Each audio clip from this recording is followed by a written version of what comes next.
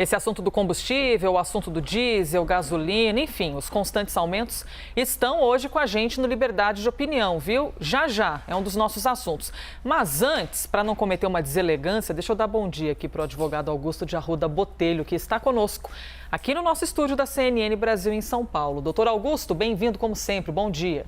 Bom dia, Elisa, bom dia a todas e todos.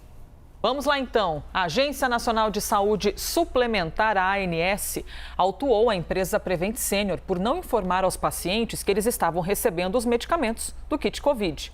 O órgão já tem evidências sobre essa ocorrência porque está ouvindo ativamente os pacientes que foram tratados na Prevent Senior. Os relatos são comparados com os registros enviados pela Prevent em relação aos medicamentos que foram ministrados. A Prevent Senior tem agora 10 dias para apresentar a sua defesa.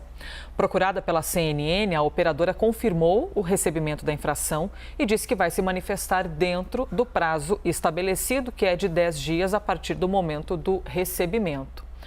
Vamos lá então, Augusto, como você avalia essa ação da Agência de Saúde Suplementar que autuou a Prevent Senior?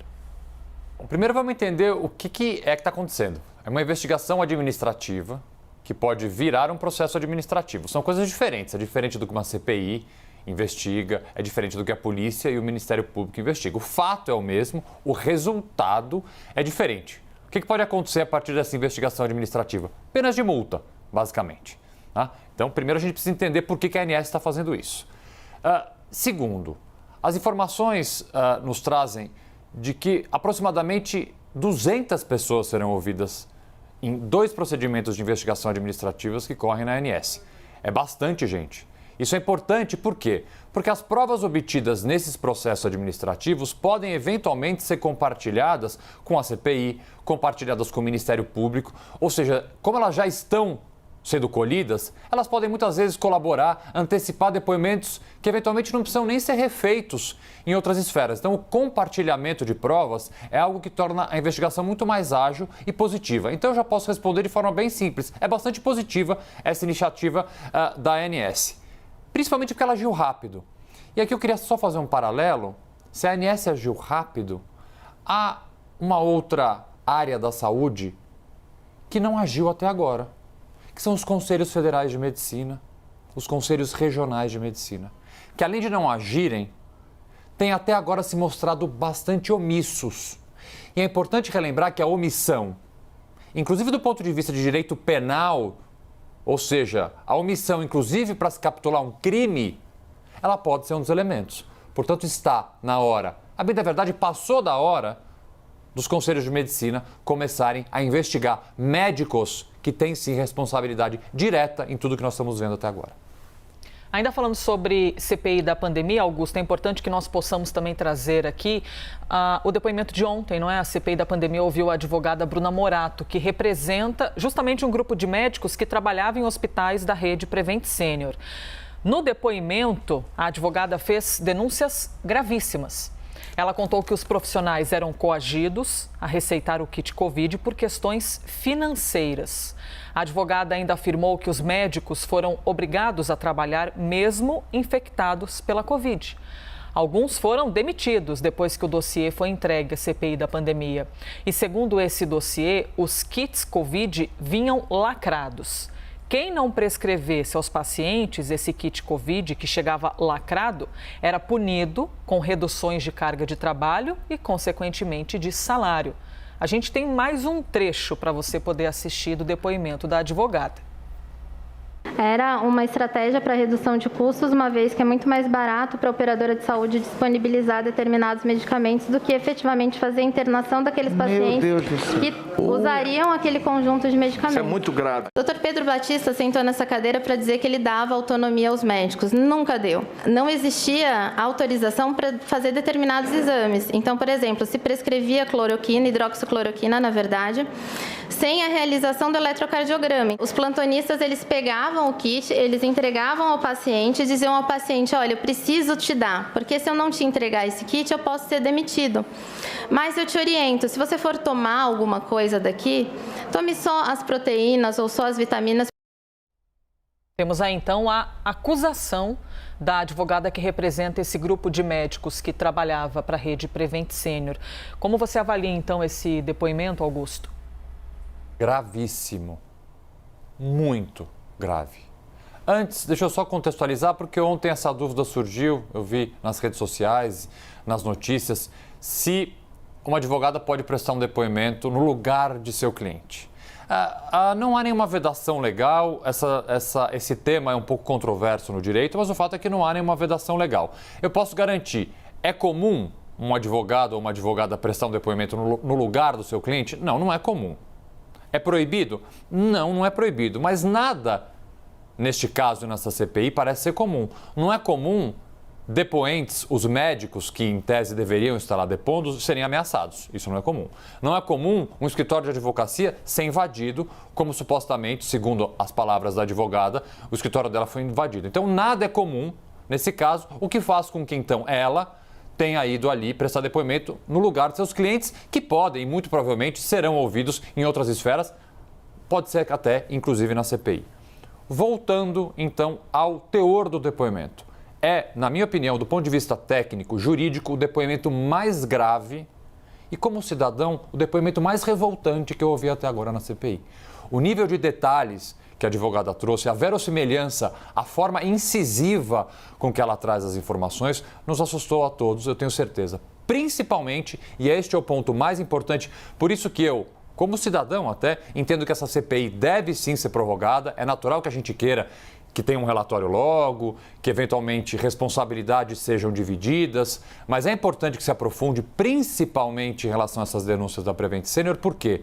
Porque está cada vez mais claro que havia um elo, um método, uma ligação estreita entre esses fatos e o governo federal, entre esses fatos e o gabinete da Presidência da República. Isso precisa ser profundamente investigado. Augusto, eu preciso ir para o próximo tema, mas rapidamente eu queria aproveitar, já que você é um advogado, tem conhecimento, claro. Houve também a crítica por parte dos apoiadores do governo do presidente Jair Bolsonaro de que a advogada deveria dizer o nome dos clientes, dizer, eu estou aqui representando tal e tal pessoa. Deveria ou ela poderia manter o sigilo como manteve? Essa crítica é completamente infundada. Ela está respaldada juridicamente para não declarar quem são os clientes dela. Ela não tem obrigação, naquele momento principalmente, de dizer quem são os clientes dela. Ela pode simplesmente juntar uma procuração e pedir sigilo. Essa crítica, do ponto de vista técnico legal, não tem nenhum fundamento. Vamos então ao próximo assunto. 8 horas e 38 minutos. Aumento de combustível. É notícia repetida, sim, e é mais um aumento, viu, gente? A Petrobras anunciou o aumento de 9% no valor do diesel nas refinarias. E o reajuste começa a valer hoje, quarta-feira. A alta, que atinge diretamente os motoristas de caminhões e encarece, por exemplo, o frete, acaba agravando a inflação e pesando no bolso de todos os brasileiros. O presidente da Câmara, Arthur Lira, exigiu dos governadores mudanças na cobrança do imposto estadual, o ICMS. Vamos ver. E sabe o que é que faz o combustível ficar caro? São os impostos estaduais. Os governadores têm que se sensibilizar. E o Congresso Nacional vai debater um projeto que trata do imposto do ICMS ad rem, para que ele tenha um valor fixo, que ele não fique vulnerável aos aumentos do dólar, porque esse a gente não controla, para que eles não fiquem vulneráveis aos aumentos do petróleo, porque esse a gente não controla. Mas se a gente bota um valor fixo de ICMS, o governo do estado vai continuar recebendo o dinheiro dele, mas não vai receber mais do que a gasolina que é vendida nas refinarias para os postos de combustível no Brasil. Você acaba de ouvir, então, Arthur Lira, o presidente da Câmara dos Deputados. Augusto, como você avalia, então, mais um aumento, mais especificamente a reação do presidente da Câmara, que mencionou a responsabilidade dos governadores em cima do imposto estadual? Arthur Lira parece que aprendeu direitinho com o Bolsonaro. Ele terceiriza responsabilidades e terceiriza problemas. Vamos lembrar que Bolsonaro fez no começo da pandemia aquilo que foi uma das maiores fake news e vai ser uma marca do seu governo. Terceirizou para os governadores, prefeitos, a responsabilidade de combater a pandemia sob o argumento mentiroso mentiroso. Basta saber ler a decisão para saber que esse argumento é mentiroso, de que o Supremo teria proibido ele de agir contra a pandemia. E aí, ao longo do seu governo, uma série de outras mentiras e uma tentativa sempre de terceirizar a responsabilidade. O que Arthur Lira fez, na verdade, vai na contramão de números. Dizer que a culpa pelo aumento dos combustíveis é do ICMS é simplesmente rasgar uma informação numérica, um fato. Podemos ter opiniões diversas, não podemos negar fatos. Nos últimos 12 meses, o ICMS não subiu e a gasolina subiu 40%. Como explicar isso? Não tem como terceirizar a responsabilidade, não tem como jogar a culpa no colo dos governadores se os números mostram o contrário. O aumento da gasolina se deve, obviamente, à volatilidade do mercado internacional, ao aumento do petróleo no mundo todo. É natural que haja um aumento da gasolina. O que não é natural é que a economia brasileira caminhe da forma como está caminhando, para a beira do abismo, por uma inabilidade política do governo federal e de seu ministério. Se a nossa economia estivesse indo bem, ou minimamente bem, o aumento da gasolina seria menos sentido para a população. O problema é esse, o problema é que a economia vai mal. Augusto, tem mais um assunto ainda que a gente quer ouvir você, é a CPI da pandemia, voltando a falar da CPI, porque daqui a pouco, às 10 horas da manhã, e você acompanha tudo isso ao vivo aqui na CNN Brasil, vai começar mais um dia de trabalhos na comissão com um nome de bastante representatividade quando a gente observa os apoiadores. O grupo de apoiadores do presidente Jair Bolsonaro é o depoente empresário Luciano Hang. Luciano Hang é acusado de integrar o chamado Gabinete Paralelo, suposto grupo de apoiadores do presidente suspeito de aconselhar Jair Bolsonaro em relação à pandemia de Covid-19. Qual a sua expectativa, então, Augusto, para esse depoimento do empresário Luciano Hang à CPI da pandemia? Vai poder contribuir com as investigações de alguma maneira? A minha expectativa é a pior possível. É a pior possível. Essa CPI, ela tem sido um ponto fora da curva, um ponto positivo fora da curva. Por quê? CPI geralmente não passam de palanques políticos. CPI, ela investiga fatos que geralmente já estão sendo investigados em outras esferas. Essa CPI não. Essa CPI investiga fatos que parece que ninguém quer investigar. Ela tem um papel fundamental.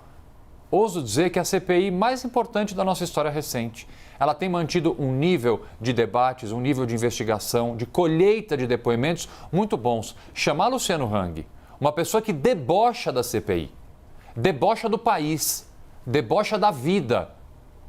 Uma pessoa que ontem fez um vídeo com uma algema debochando dos senadores é dar palanque político. Muito provável que o Luciano seja candidato a alguma coisa. É dar palanque político para uma pessoa que só quer debochar da gente, debochar dos senadores, debochar do sofrimento das pessoas que perderam seus entes queridos para essa pandemia. Portanto, eu não vejo nada de produtivo no depoimento dele, vejo sim um palanque para o negacionismo, um palanque para um discurso absolutamente divorciado da realidade, da comunidade médica e principalmente do bom senso. Augusto, nós temos ainda 1 minuto e meio, então eu quero aproveitar para lhe ouvir um pouquinho mais. Pode aproveitar. Os senadores podem expor, por exemplo, atestados de óbito, que é o caso da mãe de Luciano Hang. Eles podem mergulhar tão profundamente numa questão que até diz respeito ao luto de um ser humano. A gente está falando de um filho que perdeu uma mãe, mas pelo aspecto investigativo, eles têm liberdade para isso? Olha, ainda que tenham liberdade, aí também eu acabei de falar de bom senso, eu vou jogar o bom senso para o outro lado também. Não é de bom tom, para dizer o mínimo, que se faça isso, principalmente num ambiente público, que é uma CPI, que é algo televisionado. Se fosse um depoimento colhido num ambiente judicial, num ambiente policial, e aquela informação, aquele documento fosse necessário para a elucidação de algo, é evidente que, infelizmente, apesar, obviamente, de ser algo que envolve um familiar, se for uma pergunta necessária para a elucidação de algo, ela tem que ser feita. Ela tem que ser feita. Da forma, muitas vezes, como ela pode ser feita num ambiente de CPI, eu não vejo necessidade. Agora, vamos pensar o seguinte, Luciano Hang parece estar pedindo para ir na CPI. Eu acredito que ele queira que essas perguntas sejam feitas justamente para que possa se colocar depois na qualidade de vítima de algo, para que possa expor depois os abusos, a liberdade de expressão, os abusos da CPI. Portanto, a minha expectativa, infelizmente, deste depoimento é que simplesmente ele mais se assemelhe a um espetáculo, a um circo. Ouvimos então a opinião do advogado Augusto de Arruda Botelho. Vamos agora para Gisele Soares. Por isso, me despeço de você, Augusto. Obrigada, viu? Tchau, tchau.